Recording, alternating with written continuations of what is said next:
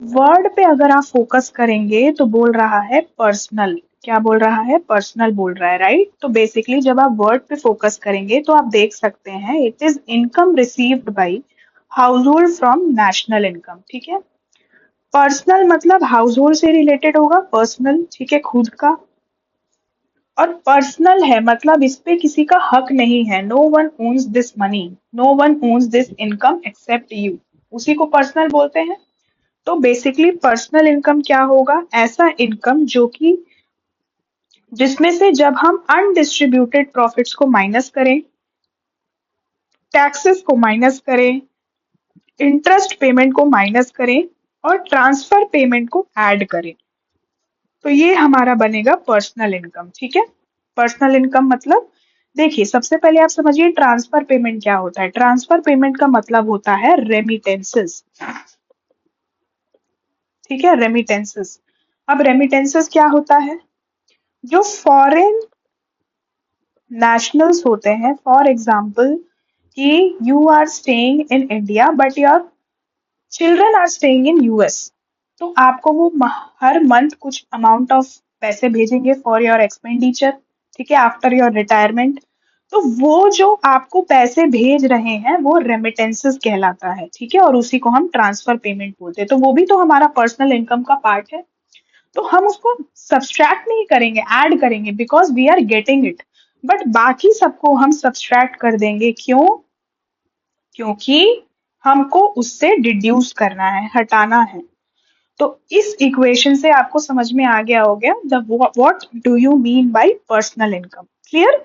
चलिए, now let us try to understand what is personal disposable income. ठीक है, अब ऐसा इनकम जिसको आप यूज कर सको, डिस्पोज ऑफ कर सको, तो ये कैसे बनता है? आप ऊपर की चीजों को अभी थोड़ा सा भूल जाइए, आप फॉर्मूला पे ध्यान दीजिए। पर्सनल डिस्पोजेबल इनकम वैसे बनता है जब when I subtract personal income, जब मैं पर्सनल टैक्स पेमेंट और नॉन टैक्स पेमेंट को मैं पर्सनल इनकम से सब्सट्रैक्ट कर दूं, तो वो मेरा बनता है personal disposable income. Clear everyone? When I subtract tax payment and non-tax payment from the personal income, I get personal disposable income. मतलब मैं जितने भी टैक्स से रिलेटेड चीजें हैं, अगर मैं उस इनकम से माइनस कर दूं तो मेरे पास जो अमाउंट बचेगा, अब मैं उसको फाइनली फ्रेशली डिस्पोज कर सकती हूँ। वो मेरा है, I can do whatever I want to. Clear everyone? चलिए, अब नेक्स्ट बात करते हैं हम GDP, real GDP versus nominal GDP की। अब मैं इसको आपको एक एग्जांपल से समझाना चाहूंगी। क्लियर? चलिए, अब ये एक शॉप है, शॉप ए, और ये है शॉप बी। क्लियर? ध्यान दीजिएगा, बहुत ही प्यारा कॉन्सेप्ट है, it's a very beautiful concept, आपको तुरंत समझ में आ जाएगा क्या है। Now this shopkeeper A is selling notebooks. ये दोनों जो है नोटबुक्स ही सेल करते हैं। This is also selling notebooks and this is also selling notebooks. अभी ये जो शॉपकीपर ए है, इसने जो है 10 बुक सोल्ड किया। एक बुक का प्राइस है 10 रुपीज, तो 10 बुक सोल्ड किया तो मतलब कि 100 रुपीज उसको मिला। ये डे 1 का कहानी है। डे 10 में क्या हो गया? Listen to me very carefully. Day 10 में क्या हुआ सिनेरियो? इन्फ्लेशन आया, महंगाई बढ़ गई। महंगाई बढ़ने से जो है एक बुक का प्राइस मेरा हो गया 12 रुपए। जो बुक का प्राइस 10 रुपया था वो अब हो गया 12 रुपए। क्लियर? ठीक है, अब ये अगर 10 बुक सोल्ड करेगा, सेल करेगा, तो इसको कितना प्राइस मिलेगा? 120 रुपीज। तो 10 बुक का कॉस्ट 120 रुपीज हो गया। तो ये मेरा, मान लो earlier my GDP was 100 rupees, now my GDP is 120 rupees. You will say wow ma'am, GDP has been increased by 20%। ठीक है, GDP has been increased by 20 rupees का मुनाफा। तो भाई बहुत अच्छी बात है, हमारी जीडीपी बढ़ गई। चलिए ठीक है, पर थोड़ा सा सिनेरियो को पॉज करते हैं और हम शॉपकीपर बी का थोड़ा देख लेते हैं कि ये इंसान क्या कर रहा है अपनी लाइफ में। चलिए, यहाँ पे भी एक बुक का प्राइस था 10 रुपए, ठीक है। यहाँ पे इन्फ्लेशन नहीं आया, यहाँ पे इन्फ्लेशन का कोई रोल नहीं है, लेकिन यहाँ पे लोग बहुत ज्यादा आ गए, डिमांड इंक्रीज हो गई बुक्स की, डिमांड इंक्रीज हो गई बुक्स की। तो वो 10 बुक जब बेचा तो उसको कितना रुपीस का प्रॉफिट हुआ, 100 रुपीज, लेकिन डिमांड तो अब बढ़ गई है, मतलब अब वो बेच रहा है 20 books. Listen to me very carefully. Earlier he was selling 10 books, but demand अचानक से बढ़ी, सबका स्कूल सीजन आ गया, कॉलेज सीजन स्टार्ट हो गया, एवरीवन वांट नोटबुक्स, तो डिमांड बढ़ गई। और इसकी शॉप जो है वो भी बहुत ही अच्छे लोकेशन पे थी, because of which it was easily accessible. तो 20 बुक्स लोग खरीदने लगे, जो 10 बुक पिछले 10 दिन में खरीद रहे थे वो आज 20 बुक खरीद के गए। तो इसको हुआ 200 रुपीज। क्या बात है यार, ये तो मतलब 100 रुपीज का जीडीपी हमारा बढ़ गया। GDP has been increase to 100 rupees, ठीक है। अब आप मुझे बताओ, you tell me which scenario you think is best. I am giving you 10 seconds, थोड़ा सा दिमाग लगाओ और मुझे बताओ which scenario you think is best.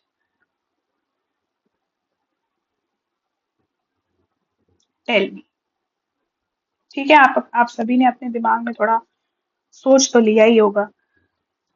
Absolutely, this scenario.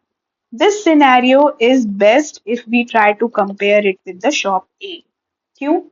क्योंकि यहाँ पे जो इंक्रीज हुआ है, ये इंक्रीज इन्फ्लेशन की वजह से नहीं हुआ है, ये इंक्रीज हुआ है डिमांड की वजह से।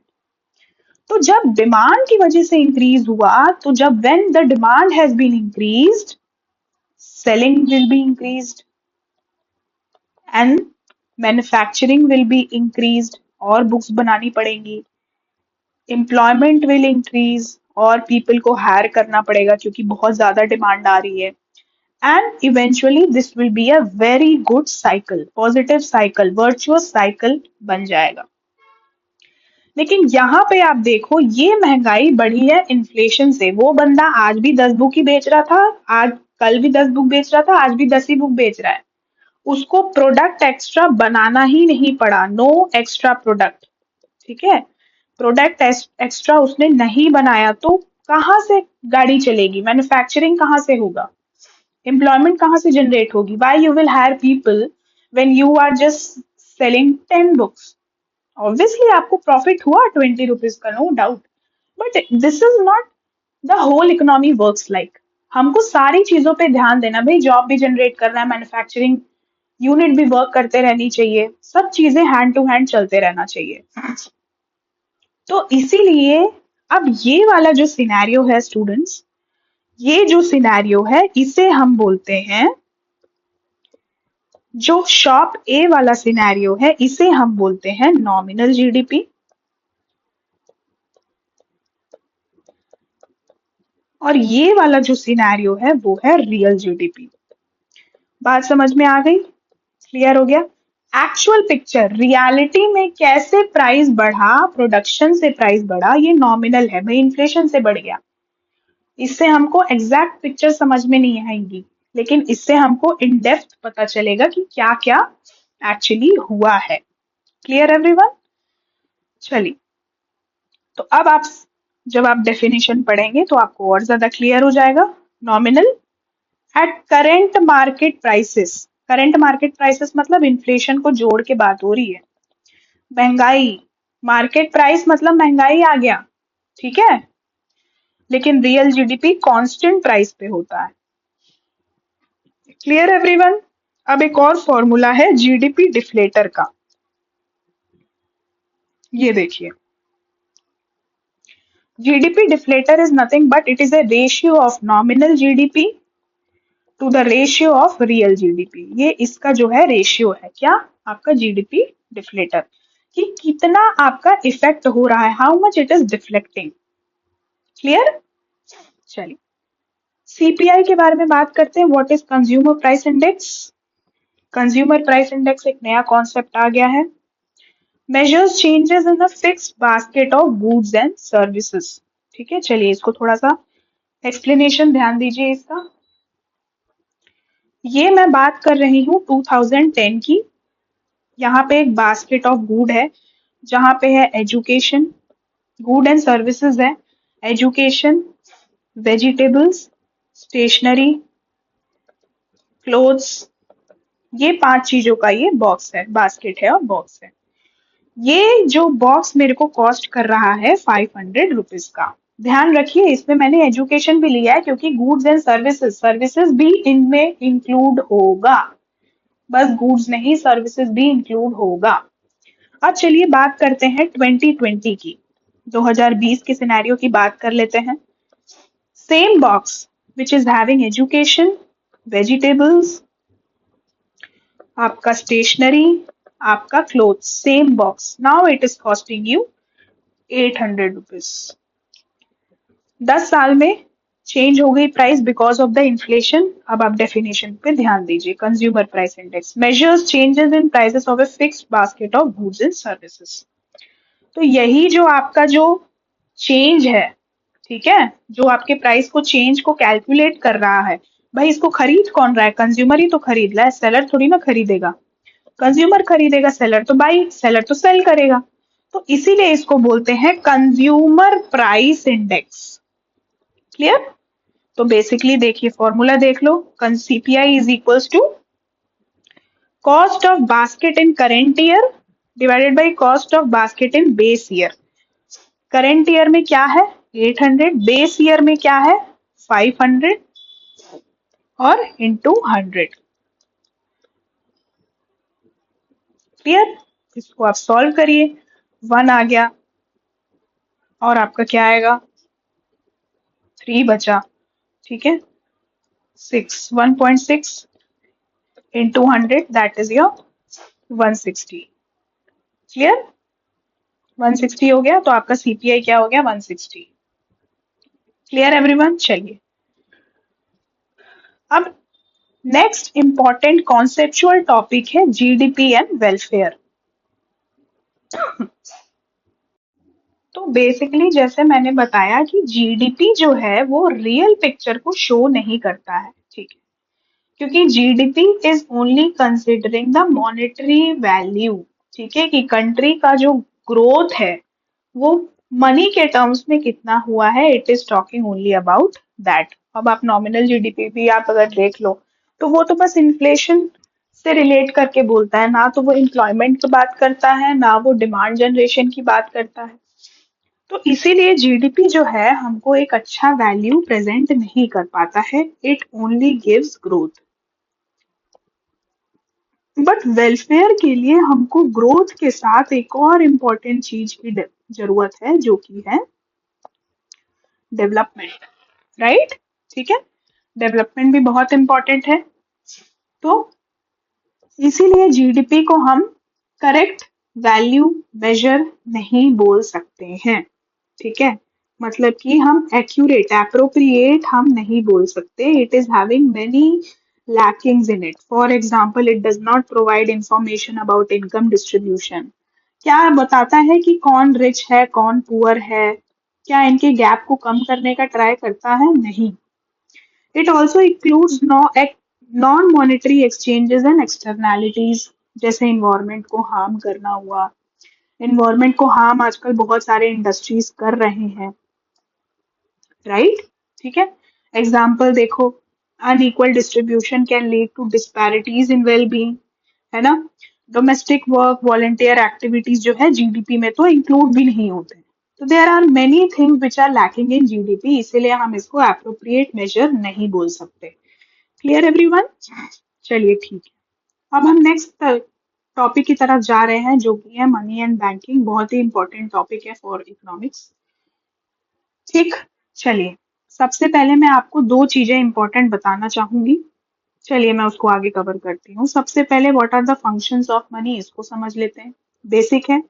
सबसे पहला, it's a medium of exchange. भाई हम मनी के हेल्प से, पैसे के हेल्प से हम जो है एक्सचेंज करते हैं।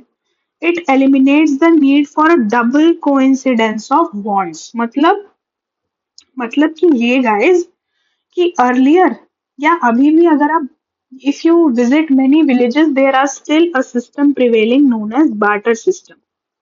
तो barter system में क्या होता है? For example, this is person A and this is person B.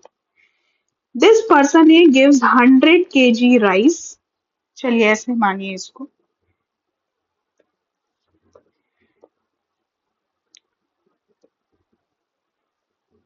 इस A के पास है 100 kg ऑफ राइस और इस B के पास है 100 kg ऑफ दाल. ठीक है, और एग्स मान लो. नाउ A को जरूरत है एग्स की और B को जरूरत है राइस की. तो जब ये एक दोनों आपस में अपनी जरूरतों को समझ के when they agree to exchange their items for their need, मतलब यहाँ पे कोइंसिडेंस ऑफ वांट्स हो रहा है.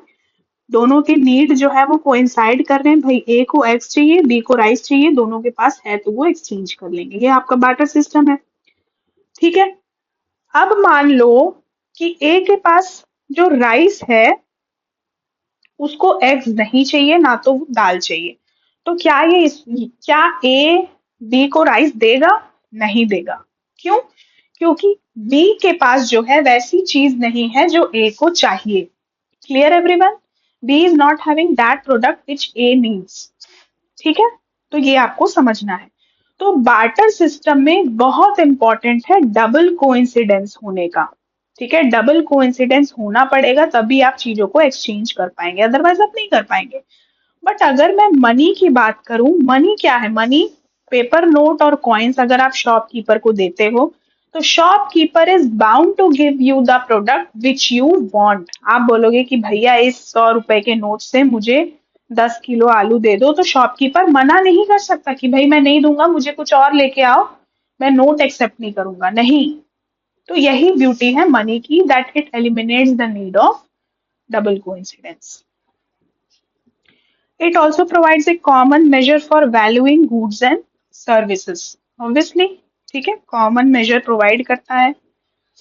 स्टोर ऑफ वैल्यू है, ऑब्वियस सी बात है. डायनेमिक इन नेचर है.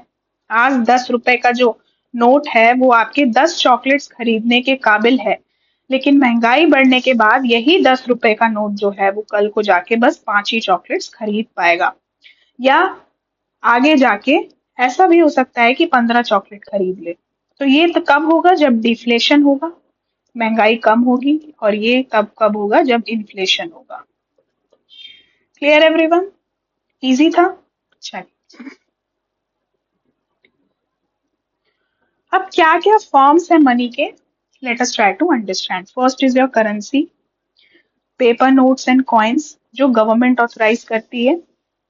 Next form is deposit. आप जाके बैंक में डिपॉजिट कर सकते हो.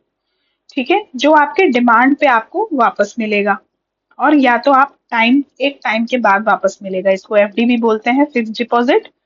पर्टिकुलर ईयर के लिए आप करते हो, राइट? ठीक है. क्रिप्टो करेंसी एक डिजिटल करेंसी है. और सीबीडीसी क्या होता है? ऐसा डिजिटल करेंसी जिसको सेंट्रल बैंक इशू करती है. इंडिया का सेंट्रल बैंक क्या है? आरबीआई. तो बेसिकली आरबीआई के द्वारा इशू किया गया digital currency is your CBDC. Clear everyone? ठीक. Now demand and supply of money. Demand for money दो टाइप के हो सकते हैं. पैसे का जो डिमांड है वो दो तरह से हो सकता है. सबसे पहले ट्रांजैक्शन डिमांड, जो करंट ट्रांजैक्शन के लिए जरूरी है. For example, if you want to buy a course, if you want to take admission in any college, if you want to buy clothes, तो ये आपका ट्रांजैक्शन डिमांड हो गया. Next is your speculative demand. ऐसा demand जिसको आप use करते हो एसेट में इन्वेस्ट करने के लिए. For example, if you are thinking that if I invest in this particular property in the area Delhi, ठीक है, तो 5 साल के बाद वो जो लैंड का जो प्राइस होगा वो डबल हो जाएगा. It will be very beneficial for me. तो ये हो गया आपका स्पेक्यूलेटिव डिमांड. Clear guys? चलिए, supply of money, cash, bank deposit, जो भी आपका सेंट्रल और कॉमर्शियल बैंक देते हैं उसी से जो है आपका सप्लाई होता है. Clear everyone? ठीक है.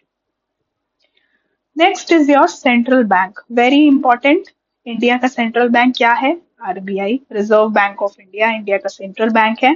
You should be knowing it that earlier it was a private entity, but later on government nationalized it and took into its own ambit. What are the functions of RBI? Currency issue करना, money supply को control करना, government का banker बनना, ठीक है, बैंकों को भी हेल्प करना, lender of the last resort, जब बैंक्स फेल हो रहे हैं तो who will support? RBI will support.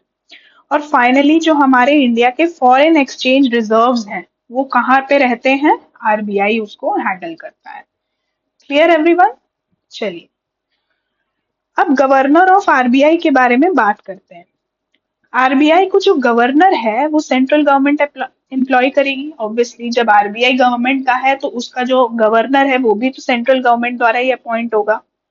3 साल से ज्यादा ऑफिस होल्ड नहीं कर सकता and it is eligible for reappointment. For example if Shaktikanta Das जो अभी प्रेजेंट हमारे आरबीआई गवर्नर है, अगर वो 3 साल से ज्यादा, 3 साल के बाद अगर वो ऑफिस छोड़ते हैं तो he can come back, he can be reappointed. Clear everyone?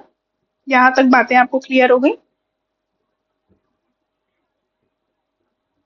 चलिए अब नेक्स्ट हम आगे बढ़ते हैं नेक्स्ट चीज पे, कॉमर्शियल बैंक। अभी तो हमने सेंट्रल बैंक पढ़ा, कॉमर्शियल बैंक क्या है? जो हमारे डे टू डे नीड्स को कैटर करता है।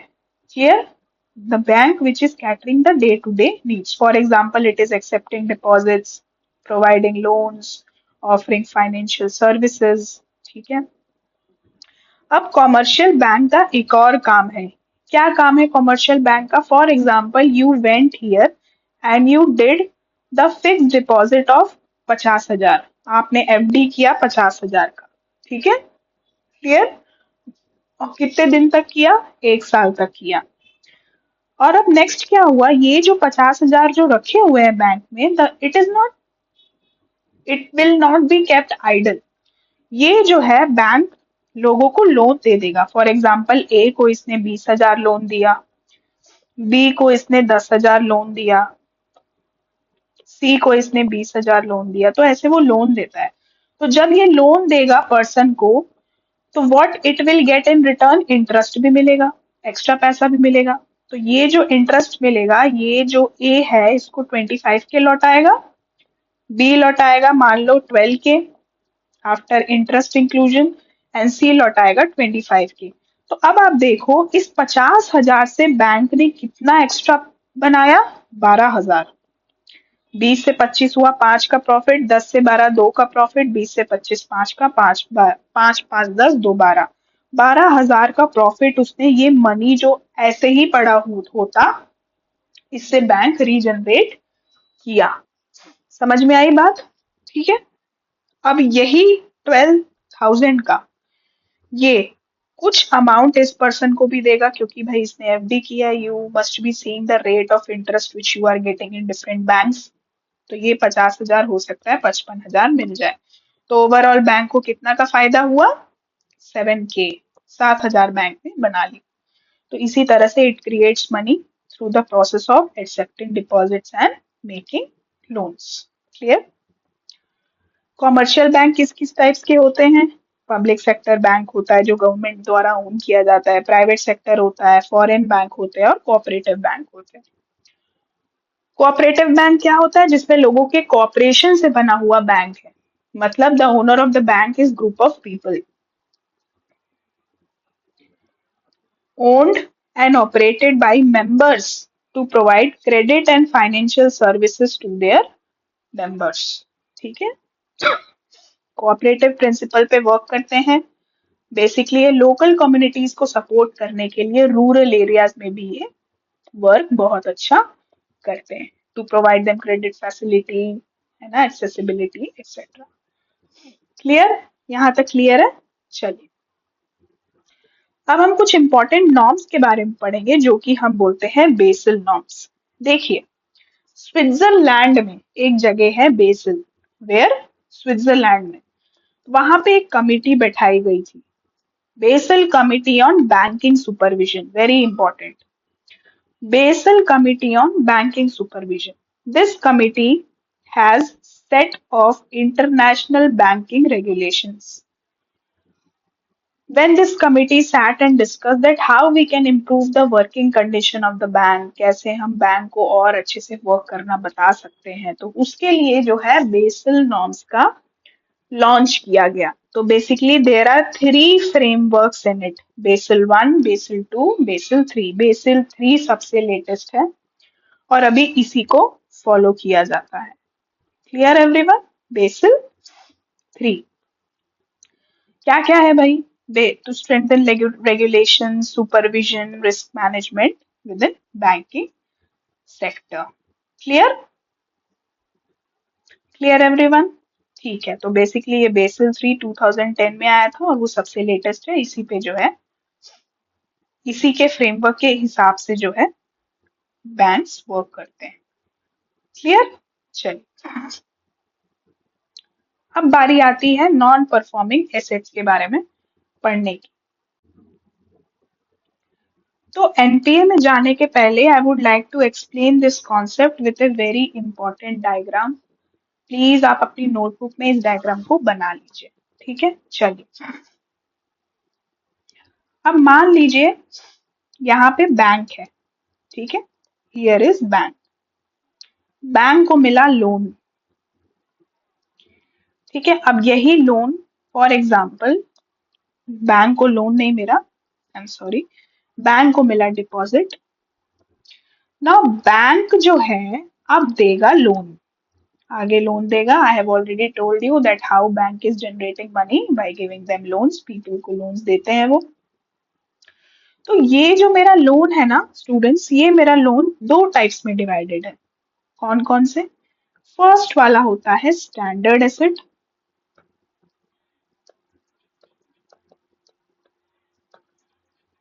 सेकंड होता है non performing asset, NPA. Clear? अब ये जो स्टैंडर्ड एसेट है मेरा, ये भी दो टाइप में डिवाइडेड होता है. First one is regular. जो रेगुलर है मतलब कि ऐसे लोन जो रेगुलर है. The customer who had took the loan are very good, they are repaying back the loan on timely basis, तो कोई प्रॉब्लम नहीं है. बट दूसरा कैटेगरी आता है स्ट्रेस्ड एसेट का, जहां पे प्रॉब्लम्स आना शुरू हो गई है, दिक्कतें आना शुरू हो गई हैं.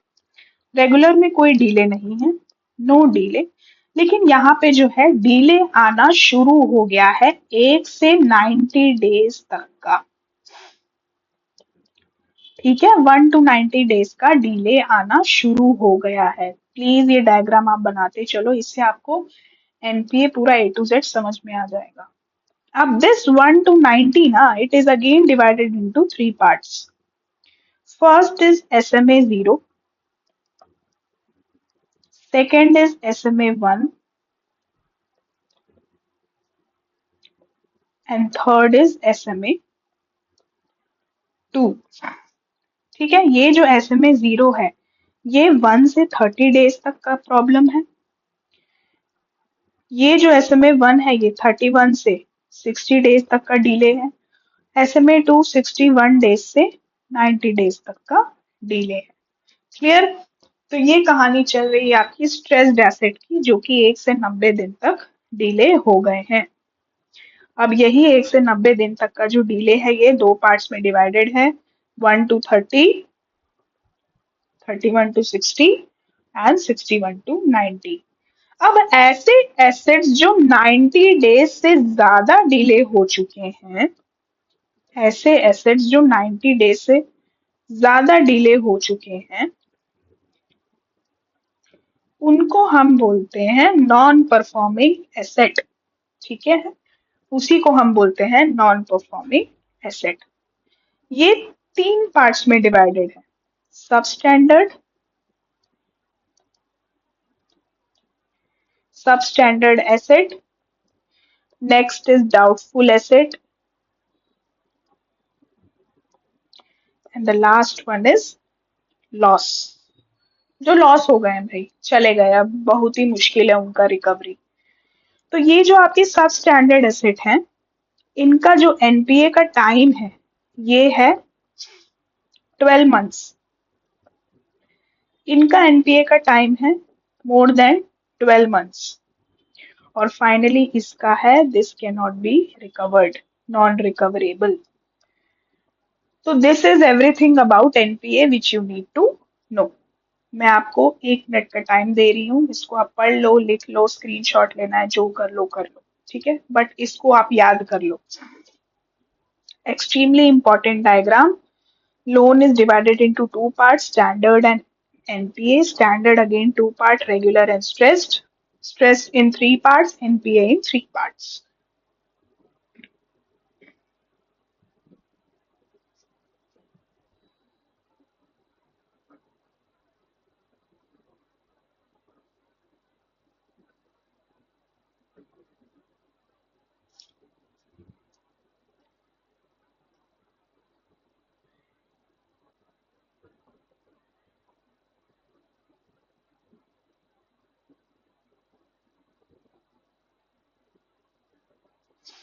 क्लियर? चलिए, अब आप डेफिनेशंस को हम देखते हैं। एनपीए, लोन्स और advances for which the principal और interest payment remained overdue for a period of 90 days।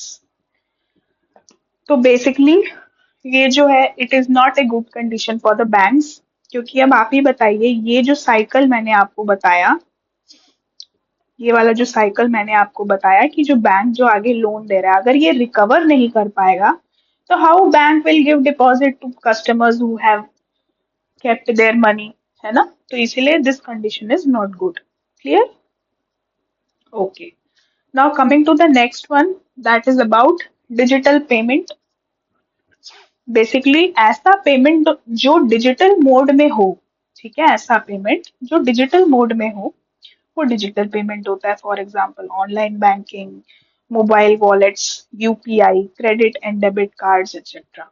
Benefits क्या क्या है भाई? कन्वीनियंट है, आपको एग्जैक्ट 47 रुपीज देना है, तो आपको ऐसा नहीं कि आप 40 रुपए रखे हो और फिर 7 रुपए आप सर्च कर रहे हो चेंज, ठीक है, आप एग्जैक्ट अमाउंट दे सकते हो।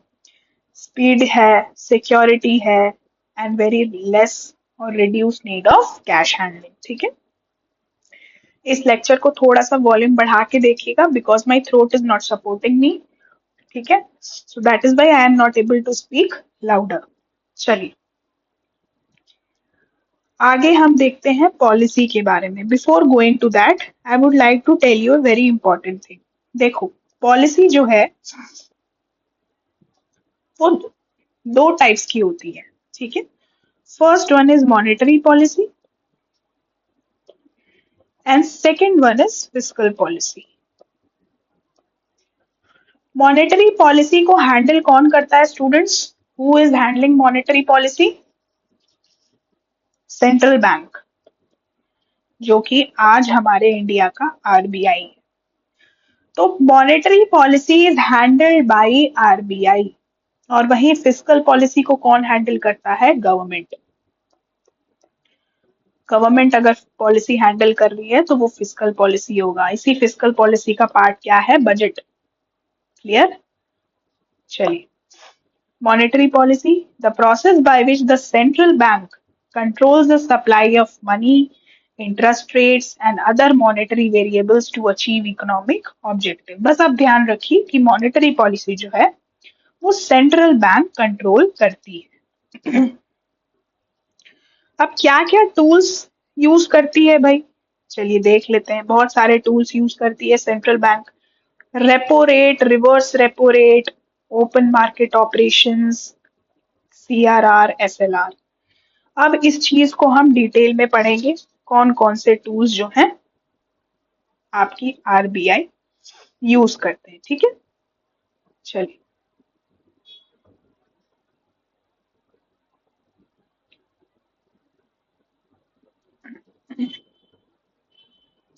सबसे पहले हम देखेंगे reserve rate, reserves ratio. Clear?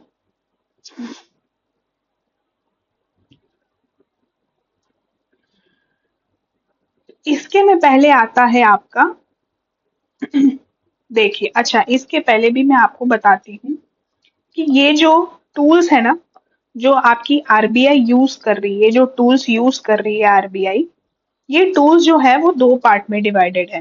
Clear? ये टूल्स जो है वो दो पार्ट में डिवाइडेड है। Part one is quantitative tools, part one is quantitative tools जिसमें मनी से रिलेटेड काम होता है, क्वांटिटी। ठीक है। Second one is qualitative tools.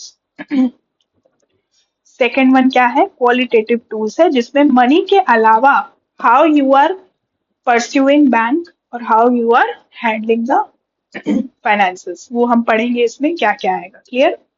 चलिए, अब सबसे पहले हम स्टार्ट करते हैं रिजर्व रिक्वायरमेंट से। ठीक है, सबसे पहला टूल स्टार्ट करिए लिखना इज रिजर्व रिक्वायरमेंट्स।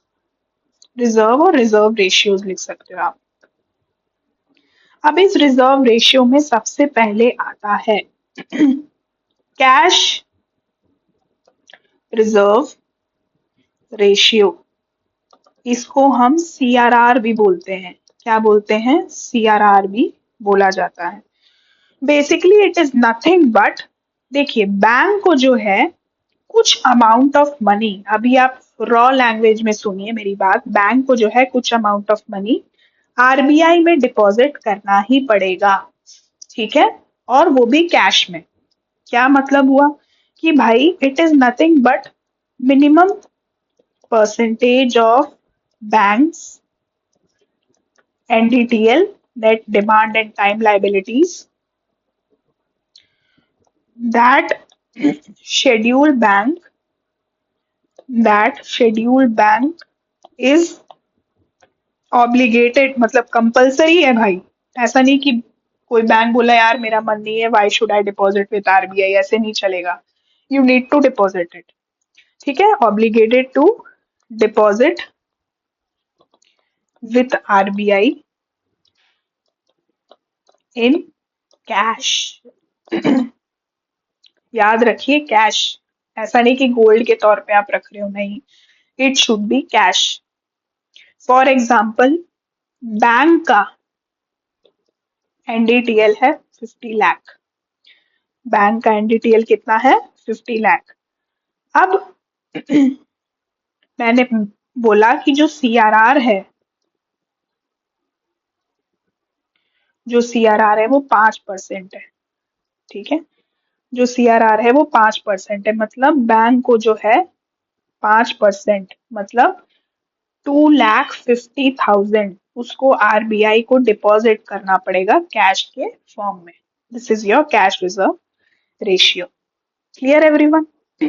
अब देखिए, अब आरबीआई क्या करता है? आरबीआई यहाँ पे गेम प्ले करता है। हाउ? देखिए, RBI increases CRR. RBI increases CRR मतलब पहले 5% था, अब उसने 8% कर दिया।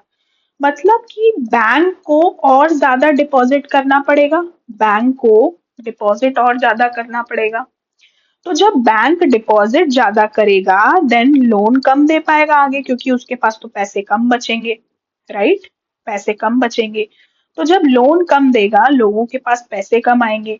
तो जब पैसे कम आएंगे तो डिमांड भी कम हो जाएगी लोगों की, and hence when the demand goes down, inflation will also go down।